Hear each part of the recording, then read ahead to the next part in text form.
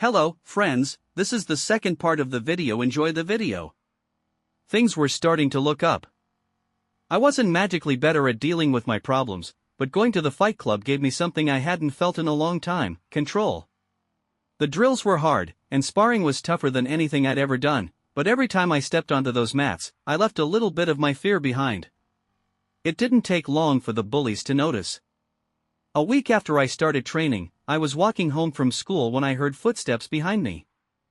I turned around and saw Kyle, Marcus, and two other guys, Jared and Tony. All football players. All grinning like sharks. "Hey, tough guy," Kyle called. "Where you running off to?" My heart started racing. I tried to play it cool, but my voice cracked as I said, "I'm just heading home." Kyle laughed.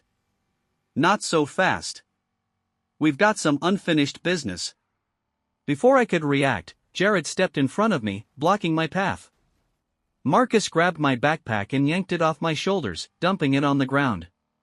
"Hey!" I protested, but Kyle shoved me against a fence. "You think you're better than us now, huh?" he sneered. "You think you can talk back to Miranda and walk around like you're some big-shot fighter?" "I'm not looking for trouble," I said, trying to keep my voice steady. "Too late," Marcus said, cracking his knuckles. The first punch came from Jared, landing square on my jaw. Pain shot through my face, and I stumbled, barely catching myself before Marcus hit me in the stomach. It wasn't a fight. It was a beating. They took turns, throwing punches and kicks while I tried to cover up. And then, just when I thought it couldn't get worse, I heard a familiar voice. "What the hell are you guys doing?" It was Emily. She was standing a few feet away, her face pale and her hands balled into fists. "Get out of here," Kyle snapped, but she didn't move. "Leave him alone," she shouted. For a moment, they hesitated. I saw something flicker in Kyle's eyes, maybe shame, maybe fear of getting caught, but then he smirked and stepped back. "Whatever," he muttered. "He's not worth it." They walked away, laughing and congratulating each other like they'd just won a game. Emily hurried over and crouched next to me, her expression full of concern. "Ryan, are you okay?"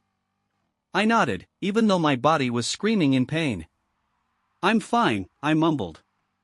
She didn't look convinced, but she helped me to my feet anyway. "You need to stand up to them," she said softly. Her words stuck with me the whole way home. The walk home after that beating was the longest one of my life. Every step sent jolts of pain through my ribs and shoulders, and my face throbbed where Jared's punch had landed.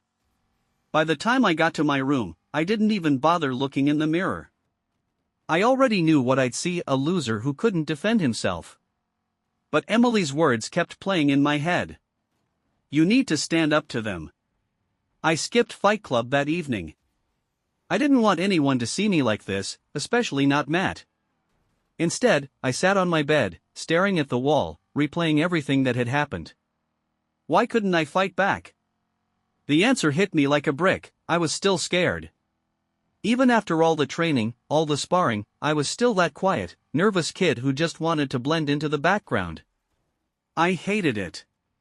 The next day, I showed up at the warehouse bruised and stiff, but determined. Matt noticed the bruises right away and pulled me aside. "What happened?" "Kyle and his friends," I said, trying to sound casual. Matt's jaw tightened. "You didn't call me?" What was I supposed to do? They came out of nowhere. He shook his head. "Look, Ryan, you've been training hard, but if you don't start believing in yourself, it won't matter. You've got to stop being afraid of getting hurt. You've got to fight back." Greg overheard us and stepped in. "He's right," Greg said, his tone serious. "Fear is your biggest enemy. But you can use it. Let it drive you, not control you." That night, for the first time, I sparred like I meant it. I wasn't just going through the motions, I was hitting the bag like it was Kyle, ducking and weaving like Marcus was coming for me.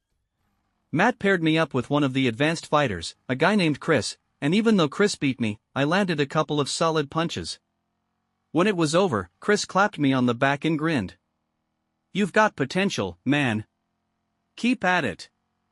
It was the first time I felt like I wasn't completely powerless. As I walked home that night, something clicked. If I wanted to stop being a victim, I couldn't just train, I had to change. The next few weeks at Fight Club were a turning point. I threw myself into training, showing up early and staying late, absorbing every tip and lesson Greg and the others threw my way. I stopped caring about how much it hurt or how exhausted I felt. I wanted to be strong, not just in my body, but in my mind. Matt and I grew closer, too. He wasn't just the guy who had my back that day in the parking lot, he became like a big brother to me. Whenever I felt like I couldn't push through another round, he'd nudge me with a smirk and say, "Come on, man. You think Kyle's taking it easy on his bench presses right now?" I started hanging out with the Fight Club crew outside of training, too. There was Chris, who always had a sarcastic comment ready but secretly gave the best advice. Amber, one of the few girls in the group, was a total badass who could knock me flat in 10 seconds but never made me feel bad about it. And then there was Devin, this quiet guy who barely talked but fought like his life depended on it. They weren't just my teammates, they were my tribe. At school, things started to shift. I wasn't walking around with my head down anymore. I wasn't actively looking for trouble, but I wasn't running from it either. People noticed, including Kyle and his crew. One day after practice, I was leaving the gym when I spotted Kyle leaning against the lockers with Marcus and Jared. My heart started racing, but this time it wasn't fear, it was adrenaline. "Hey, tough guy," Kyle called, grinning like he'd won some kind of prize. "Heard you've been playing boxer. You gonna show us some moves?" I stopped and turned to face him, my hands clenched at my sides. "You want me to?" I asked, my voice steady. Kyle's grin faltered. He wasn't used to me answering back. "What did you say?" "You heard me," I said, stepping closer. "I'm done taking your crap, Kyle. So unless you've got something worth saying, maybe you should just shut up." Marcus and Jared looked at each other, unsure what to do. For a moment, Kyle just stared at me, his jaw working like he was trying to decide whether to laugh or throw a punch. Finally, he muttered, "Whatever, man," and walked away. It wasn't a victory, not exactly. But for the first time, I felt like I wasn't the same guy they could push around anymore. I wasn't ready to stop there. The confidence I felt after standing up to Kyle didn't last long. Word got around fast, and it wasn't long before I became a target again, this time for something worse. One Friday night, I stayed late at the gym working on my footwork. Matt had left early, and most of the crew had cleared out, so it was just me and Greg. As I grabbed my stuff and stepped outside, the street was unusually quiet. The only sound was the faint buzz of a flickering streetlight. I didn't see them coming. The first hit came from behind, slamming into my ribs and knocking me into the wall. I turned, barely registering the faces before another punch landed in my stomach. Kyle, Marcus, Jared, and Tony surrounded me, their grins menacing. "Tough guy, huh?" Kyle sneered, stepping closer. "Thought you could talk back to me?" I tried to square up, but they didn't give me a chance. Jared swept my legs out from under me, and I hit the pavement hard. What followed was pure chaos, fists and feet coming from every direction. I tried to fight back, landing a punch on Tony's shoulder and an elbow on Marcus's jaw, but there were too many of them. "You think you're better than us now?" Kyle growled, kicking me in the side. "You're nothing." I don't know how long it lasted. By the time they finally left, I was barely able to move. My vision was blurry, and every breath felt like fire in my chest. Lying there in the cold, I thought about giving up. About letting them win. But then I thought about Matt, about Greg, about all the hours I'd put in at the gym. I thought about Emily, about how she stood up for me when I couldn't stand up for myself. And something inside me snapped. I dragged myself to my feet, every movement agonizing, and stumbled back to the warehouse.